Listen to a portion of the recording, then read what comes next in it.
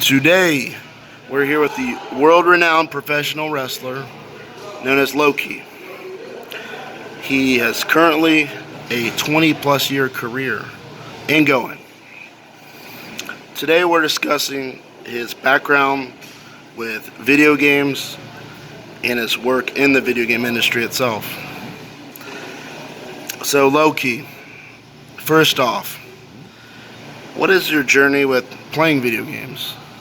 I began playing video games with the original Atari, what was it, the 2600?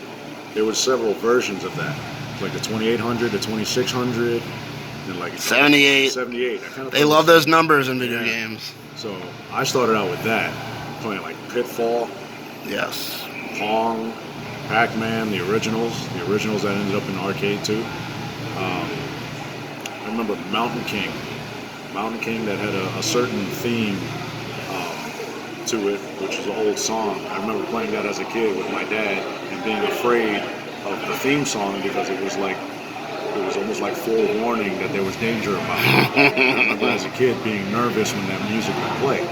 So I began with the Atari. Moving on, I'm old enough to be around the generation that started with the NES, the Nintendo Entertainment System.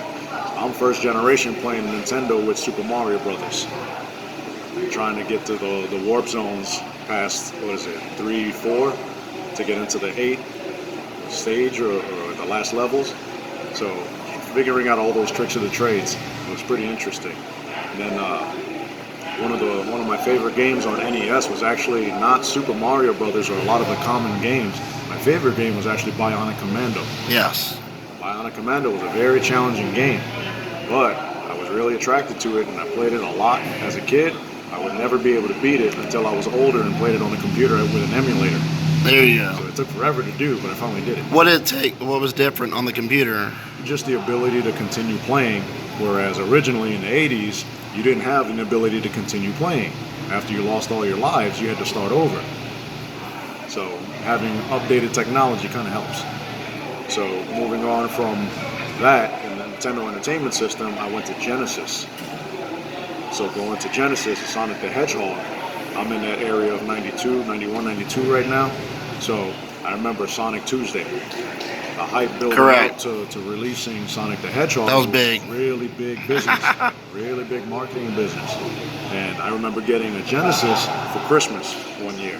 And playing Genesis nonstop. I remember the advancements of playing like, Altered Beast. Very, very classic games, particular to certain consoles. Naturally Sonic 1, Sonic 2 when they introduced Knuckles. I would play some of the wrestling games because with the Genesis, the wrestling games were getting better graphics and better gameplay. Still kind of choppy by today's standards, but at the era of time, they were like something you'd never seen before, so everyone was dying for it. So going from Genesis, played a little bit of Super Nintendo. I didn't have one until later, but I was very familiar with Super Nintendo. One of the games I used to play a lot was Pilot Wings. Right. Which was the pilot's game or skydiver's game or hang gliding part of the game. So it was all these different aerial responsibilities. So I'd play those. Never really got into like Mario Kart, but I would play in the Super Nintendo Saturday Night Slam Masters. Yes, that's what I was wrestling game. imagining the site. You said Genesis. Yep. So Saturday Night Slam Masters was available on the Super Nintendo. The WWF games were on the Genesis. So I'd jump back and forth between playing those games. Advancing past the Genesis, I advanced to the Sega CD. Sega CD was one of my favorites because it had one of my favorite games of all time called Eternal Champions. The original Eternal Champions was for the Genesis, which was a cartridge. Correct. The Eternal Champions CD version had a wider roster, but a wider environment as well, that the environments had fatalities, similar to Mortal Kombat. So with all the different characters, they had their own specific fatalities, similar to Mortal Kombat, but the gameplay was way better. And oddly enough, that game, Eternal Champions, I was so ready to get that game and so anticipating of getting that game. I remember having a dream one morning before I went to school. I remember dreaming one morning that I had woken up, gone to my closet, opened up my closet and the game was there. So I opened it up, went to go play, and for whatever reason, my alarm went off. Precognition is, yeah. So it came to pass shortly thereafter. And I fell in love with the Sega CD version of Eternal Champions, which is what I call myself. My entire career, I've headhunted. I go after the champions because I know what it takes to be one. So I've always called myself the Eternal Champion. But I call myself the Eternal White Belt too. I'm not afraid to keep learning. Yes. There's a reasoning for that. Okay? So moving past the Sega CD, now we're advancing into higher graphics. We're going into the mid-90s.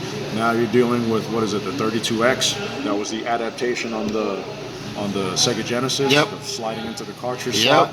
And then adding higher graphic content on there. I didn't play as much as that, but I was aware of it because a family member had it. Then moving on from that is where you had the Atari Jaguar. So you're looking about 95, 96 around that time. So that was supposed to be an updated version that can compete with Super Nintendo and Genesis at that time, but it was such heavy production and cost that it just didn't balance out well. And then they weren't releasing enough games to compete with the libraries of the other two or the other competitors. So at least for a Jaguar, I would play Theme Park, which was creating the theme park and being logical about trying to create the pricing and all of that stuff and making it work. And then also Alien vs. Predator. That was one of the first games I played on. So then moving on from around that time, now we're fast forwarding and we're getting closer to the end of 99, or excuse me, I think 97, 98 was around where they released the first PlayStation. So I was first generation on that, playing Tuken Ritsuden, which was the bootleg New Japan game with all the characters that you would recognize as New Japan people. It's just with different names because they couldn't have the copyright. Well, they didn't have the copyright. So moving into games like that, PlayStation had K1, PlayStation had Pride. So we're going into the first generation. Pride FC, baby. Yep, the first generation of the really detailed fighting games started coming in. And that Pride FC, even as clunky as it is graphically, for the attempt that they made, it was actually a really good attempt for the gameplay to be that detailed at that era of time. Yeah, that was a port from the arcade. The arcade, they ported Dreamcast and they ported it there. So it got a formal Japanese release. Yeah. Not much though. It's rare. Yeah. But I mean, just to grow up in that era of being there when it was first released and then benefiting from its experience at that time was incredible. Now we're fast forwarding from 97, 98, getting closer to 99, 2000, and now you're going to PlayStation 2. Going into PlayStation 2 is where we get into Grand Theft Auto. We're starting to get into the advanced open world with Spider-Man 2, with Doc Ock, and the whole open world of New York City, where you're going to find all the different bonuses.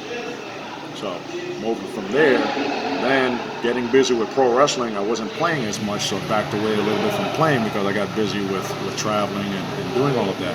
However, being in Japan, it worked out for me because as a part of 01 Pro Wrestling in 2002 to 2004, there was a game released called King of Colosseum. King of Colosseum for the Japanese Pro Wrestling Japanese PlayStation 2. They released a red disc that had New Japan and All Japan. What they created was a secondary green disc, which you had to remove the red disc and put the green disc in at a certain part so that you can load the rosters from Pro Wrestling NOAH and Pro Wrestling 01. Oh. So in the first one, I wasn't available, but my likeness was, and so was a MIDI sound version of my music. So you can create me in the first one. You can notice it, yeah. Yes. And then in the second version, which was released in 2004, it was released like mid-2004 or fall of 2004. When I went to Pro Wrestling NOAH after completing 01, my first tour of NOAH, the day that I challenged for the GAC Junior Championship, a fan came and gave me King of Colosseum 2 as a birthday present. So when they did that, the reason they did that was because now I'm formally in the video game, in the Japanese PlayStation 2 version of King of Colosseum 2, but I'm a representative of 01 World. And you have my Japanese gear, my black and gold for championship matches, and my yellow, blue, and black for my traditional look. and you have a lot of detail on my moves. They have my cartwheel kick. They have my counter from a power bomb to where I can switch it out into the Dragon Sleeper. It shows you the detail that they put towards these games. And it's amazing how the Japanese are so detailed, but they do it frame by frame as opposed to animations or what is it, computer graphics, the CGI that they're using now, the computer modeled, stuff. modeled, They're not doing that back then. So that's where, like in, I'm sorry, I skipped the early 2000s with the Nintendo 64. Yeah. That was a big deal because we were playing No Mercy, and more importantly, we were playing Virtual Pro, the All Japan game. Yes. So now we're getting to use all the Japanese wrestlers. All we had to do was change their names, and now they're all available. You got FMW, All Japan, New Japan, Noah. You got Doryoman at the time, which was Ultimo Dragons Group. Yes. And then you had the MMA guys that were being brought into the games as well, except they were just under different names and different companies. You think being in that game is somewhat of a foreshadowing of you getting into the industry? I mean, it kind of says, hello, you exist in digital form. Yeah, you know. I wasn't thinking about it in those terms at that time. Right. Because at that time, motion capture and working with video games was not as available as it is now. So if you think that, oh man, I can do that, that wasn't even on the radar at that time. Because like it used to be animated things were done by cell, hand drawn. Yeah. Video games too, frame by frame by frame. So that point wasn't really what you did in the future wasn't yet. Yeah. So the cool part was getting a chance to experience all of that. The reason why we're so good at wrestling and are good at the video games is because we grew up on them. Right. So we are highly familiar with a lot of the innuendos, a lot of the subtleties. Whereas if you haven't been paying attention or have followed long enough, you will miss information. And progression. Yes. Like where is it going? So now we're in 2004. After I leave Pro Wrestling Noah, because I wanted to spend more time closer to home, I joined TNA. TNA at that time, they started bringing around Marvel Comics to create our action figures. At the same time they attracted Marvel Comics, they attracted Midway Studios, the creators of Mortal Kombat and NFL Blitz. So they came to us in Universal and tried to figure out who on the roster they could pick according to what they would see on the shows. So they figured out who they wanted to do motion capture based off of who they were seeing on the shows, which was Low-Key, AJ Styles, Christopher Daniels, Jay Lethal, Alex Shelley, Sanjay Dutt, and Samoa Joe. They also had other contributors who were local, but when it came to doing the heavy lifting, it was from us. On top of that, we made it a point to give them enough content to be better than No Mercy, right, to be better than Virtual Pro, because all of us grew up on those games, so we were about to beat them. We worked super hard to create a better TNA video game than they released. It killed all of us. However, on the flip side, because of my contributions to TNA and the way that I organize and work with everybody, I was actually asked to do a reading in a conference call for Midway, which led for me to become the lead character or the lead voice actor for the TNA video game, which is the character of Suicide. Right. So I'm the lead character voice for the entire storyline of the game. So not only did I perform the motion capture, I also performed the lead character voiceover. So I'm getting more and more experience in this video game realm, and all because of the benefit of growing up playing these games. But my physical fitness and my physical strength complements the workload. While you're doing motion capture, you're not behaving as yourself. You have to behave as someone else. And then that has to be readable on camera or within your game so that you can recognize this is this person and this is that person.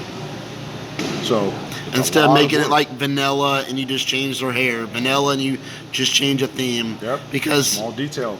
Gamers will see through that. Oh yeah. And copy and paste. No, that's nobody wants that. Lack of quality. Nobody wants that. So yeah. Now we're at 2006. We do the motion capture from 2006 to 2007 to maybe early 2008. We're waiting. What they did was they announced a video game, but it wasn't even in production yet, so they had to wait 2 years, so it killed the momentum. Then they were having trouble with either TNA or Midway, and they forced the release before a product was finalized.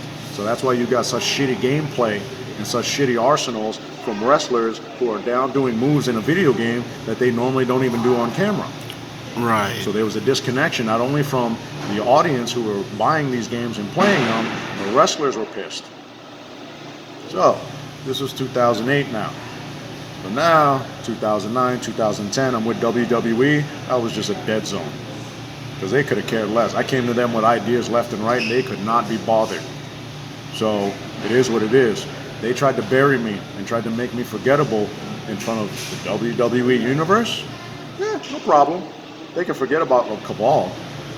They're going to always fucking remember Low Key, because Low Key is now responsible for WWE 2K15, 2K16, 2K17, and 2K18, responsible for working with an incredible group of people in the motion capture team, developing them as a unit to work with the direction team to create better gameplay and logical gameplay for you, the gamers.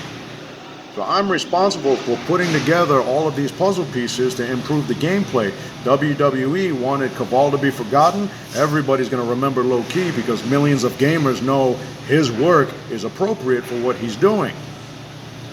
Not only did I do that, I also did WWE Immortals. The mobile. For the mobile, Yes. the mobile unit. So we did a lot of work, and the fun part was we were at NetherRealm Studios, which now is renamed after Midway. It's the same crew. You still got Ed Boon, you still got Sal DeVita, you still got people helping from the original team. I mean, these people go back to Mortal Kombat, NBA Jam, and on and on and on. Yes, sir. And So funny that you mentioned yeah. that. But the best part is that you mentioned that. While we were filming for WWE Immortals, we're on set with Sal DeVita. We're recording for the game, the motion capture stuff that we need to capture. Then all of a sudden, somebody comes on set. It happens to be Ed Boon. So Ed decides to come on set and start talking to Sal. Sal calls me and Mike Taylor over because we were in the middle of producing. So now he asks us, he goes, I had this idea, we got these characters called Jax and Reptile, and we wanted to know, would you be able to do these concepts? So I look at the storyboard that he had, the sheet of paper, and I look at it, I look at Mike, and I go, Benoit style powerbomb into the wheelbarrow or into the slingshot. Can you do it? Yep. All right, let's go. One take. Powerbomb, grab the legs, whip them over the top. One take. So after they call cut, Sal goes to Ed and goes, what do you think? And he goes, I don't know what scares me more. The fact that they understood exactly what I said, or the fact that they did it in one take. Because of that one opportunity, we are now credited with being part of the motion capture team for Mortal Kombat X. So for what I've done in pro wrestling, it parlayed very well to going into the video game industry. But the video game industry wasn't as complicated as I thought it would be, because I'm familiar with the video games and the people and the culture. May I interject? And it could be that in the video game industry, it's structured for function, and they have they push to make the game done in a right time frame, and they put the right people in the right place. Because if you don't, you can't push a game back 2 years, 3 years, right? And that's a problem, because it's a common issue that you see with wrestling. Motion capture performers, they're treated very similarly to wrestlers. Wrestlers are treated very poorly by promoters. That seems to be a common problem, but it seems to be a common understanding amongst pro wrestling. Now, why is that? Oh, because most of the people who are in charge don't know what the fuck they're doing. So when somebody comes around and can actually see through the problems and understand how to fix them, a lot of these people are comfortable in their lies and don't want to fix anything because it'll expose them as incompetent. This is not just in pro wrestling. I face this in the motion capture business too. You cannot shortchange the people who are risking their lives and their bodies to produce something for you, and then you think you can go home and be safe while we're the ones who are absorbing all the damage and don't get to have the red light go off. In any industry. None. So you have to understand what you guys benefit from as gamers. There are people on the other side of that in risking incredible danger for doing this work. I almost had my neck broken doing 2K16. And all I did was attempt a Phoenix splash to the outside. We had the safety equipment in place. Everything was appropriately done. And a collision just slightly off almost broke my neck. So it shows you how serious this line of work is, just as how serious professional wrestling is. So it's good you can enjoy what we do. It's good that you can have hours and hours of enjoyment and you have these feelings and you just, it makes this deep connection with you. But understand something, there are people on the other side of that that you should never take for granted. It can be you one day, giving your all just to be discarded and disrespected. Unfortunately, it's a common issue in adult world. So in the grand scheme of things, that's a big thing that needs to be fixed in pro wrestling and every industry as a whole. And well, that's the conclusion of my space on my phone. Thank you for your time and knowledge.